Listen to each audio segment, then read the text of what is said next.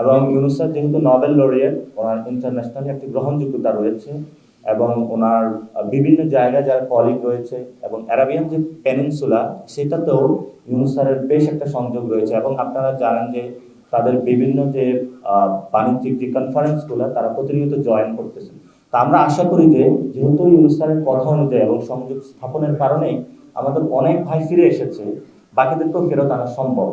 কিন্তু আমাদের কূটনৈতিক যে মহলটা রয়েছে তারা এই বিষয়ে স্যারকে হয়তো ভালোভাবে কনসার্ন করছেন না, অথবা এই প্রসিডিউরটা তারা ভালোভাবে সম্পূর্ণ করছেন না। এই জন্য আমরা মনে করি কূটনৈতিক যে এম্বাসি রয়েছে সেটার গাফলতি, বিভিন্ন কনসার্ন মিনিস্টারের গাফলতির কারণে এই বিষয়টা ডিলে হচ্ছে।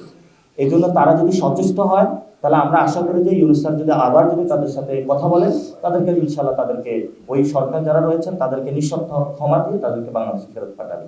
বিভিন্ন কনসার্ন মিনিস্ট্রিতে কথা হয়েছে, আমি একটি শব্দ উচ্চারণ করেছিলাম, কানে তুলো দিয়ে বসে থাকা। ওনাদের সামনে অনেকগুলো বিষয় থাকে, কিন্তু গণ অভ্যুত্থান কোনো রিলেটেড, আপনি জানেন এখনো আহত ভাইরা চিকিৎসা পায় নাই। আমাদের শহীদের জাতিসংঘের ফ্যাক্টস ফাইন্ডিং অনুযায়ী হলো 1400 শহীদ, আর গভর্নমেন্টের লিস্টেড অনুযায়ী 830-এর কাছাকাছি শহীদ। কতটুকু ফারাক আপনি বুঝতে পারছেন? এখনো অনেক মানুষ রয়েছেন তারা গেজেট তালিকা অন্তর্ভুক্ত হয় নাই। তারা কি শুনছে না? তারা কি দেখছেন না? যদি উদ্যোগ নেওয়া হয় এটা বড় কোনো বিষয় না। আমি শুধু একটা মিনিস্ট্রির কথা বললাম, বাকি মিনিস্ট্রির কথা বাদে রাখলাম।